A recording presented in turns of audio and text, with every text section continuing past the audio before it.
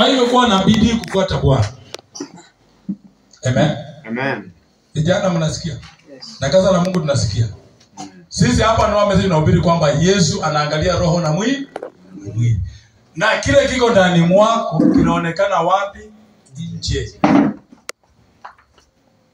Kwani wewe ukitembea hapo kwa street ndio useme huyu mwanamke ni wa kujiuza, unaangalianga nini?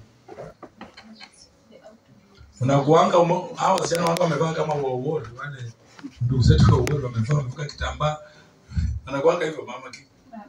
So wakuanga hivyo. Kuna venye wamekaa wanasema probably huyu kuna vile anapita. Na ndio unaona ukiwa umeokoka kuvaa nguo fupi ni hatari ukiwa dada.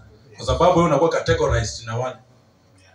Kiokoka vaa vizuri Umevaa hivi naona umevaa vizuri. Hivyo hiyo inaonyesha ile kiko ndani mwako.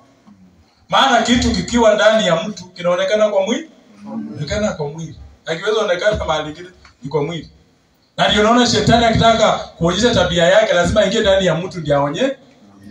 Na sisi tunakataa shetani kwa jina la Yesu.